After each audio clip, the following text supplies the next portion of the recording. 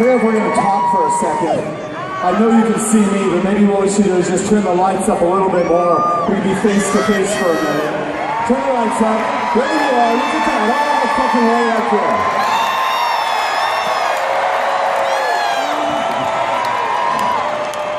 So I just wanted to maybe give you a history lesson, maybe a lesson on some shit not to do or to do, depending on how you see things.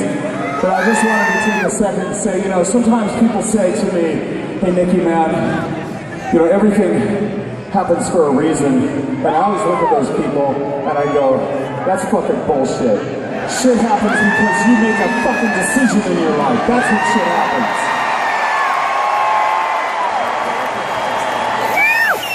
And I want to talk a little bit about some decisions that happened, the reason that these four heathens are up here, and the reason you guys are out there, the reason you got in your car. You made a decision to come here, you made a decision to come here and play, and this is how it all happened.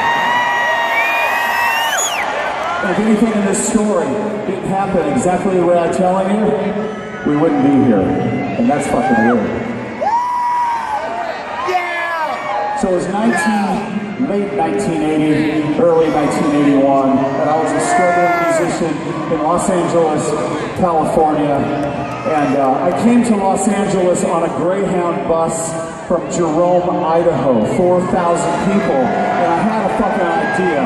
And all it was is that I wanted to be in a fucking rock and roll band, and I had a band. Something wasn't clicking, and one day at band rehearsal, I made a decision to quit that band. And at that time, I didn't know if it was a good decision or a bad decision, and if I looked at the event at that moment, I didn't have a car, I didn't have a job, I didn't have a band, and I started walking home. And as I was walking home, I thought to myself, there's got to be 3 other motherfuckers in Los Angeles, California. I can't be the only one that wants to reach into the fucking heart of the music industry and rip it fucking out and change fucking rock and roll history.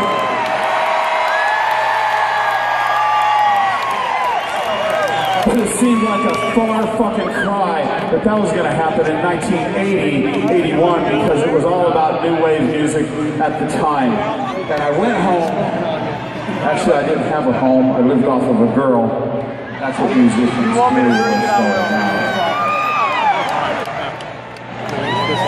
And on a Thursday night, I made a decision to go to Hollywood, California for no fucking apparent reason.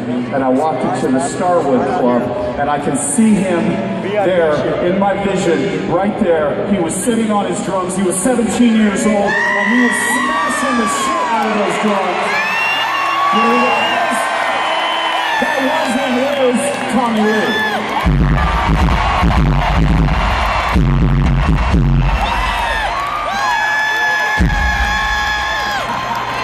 So, he's fucked up, first of all. I mean, not on anything, he's just fucked up in the head. So, I went backstage. And I sit there and I started talking to Tommy. We sat on the floor. I don't know if you remember this. I bought you 2 beers. I bought myself a rum and Coke. And we sit there and his band was looking at me. And they were thinking, that fucking guy with the weird hair is trying to steal our drummer. And you know what? They were fucking right. And me and Tommy talked about something that night, and I'll never fucking forget it. We talked about how much we loved fucking heavy metal.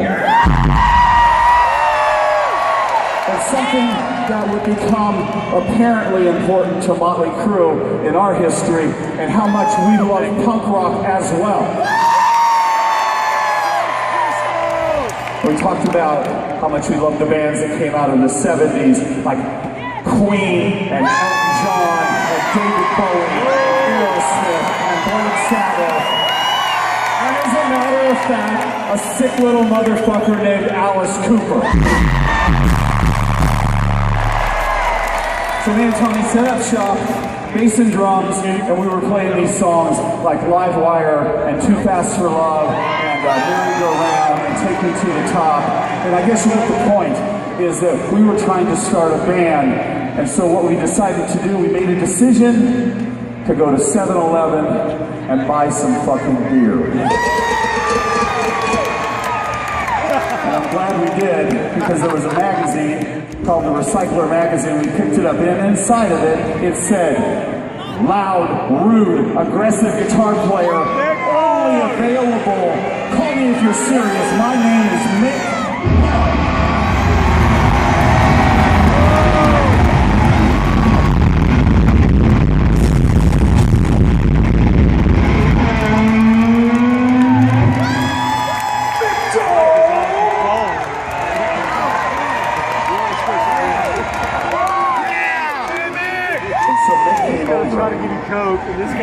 And we were so poor that Mick's clothes were duct taped together. But he had a guitar and he had an amp, and the three of us started playing these songs, but we were missing that important element, a lead singer. And Tommy said, I know a guy, except for he's in another band. And Mick said, well, let's go check him out, and if he's good, we'll steal him too.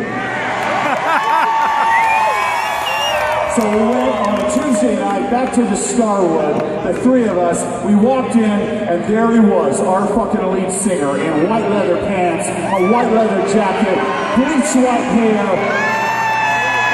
And he was fucking singing. I never heard a fucking voice like that ever in my life. We went backstage, and he held out his hand. He goes, I'm Vince Neil. And I said, you want to quit your band? And he said, fuck these guys. Come on, Vinny, where are you, buddy?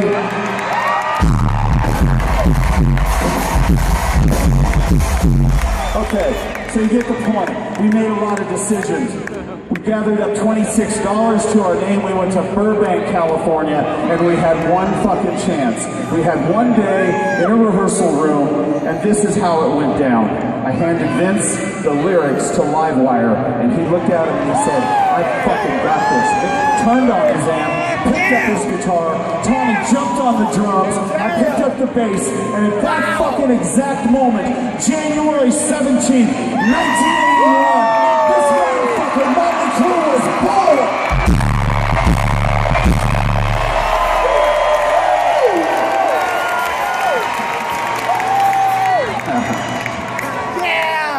So next time somebody looks at you when you want to make a decision, tell them to go fuck themselves and trust your instinct, all right?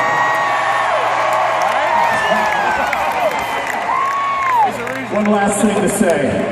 This is not goodbye for Mötley Crüe. This is not farewell, because our music is going to haunt you children.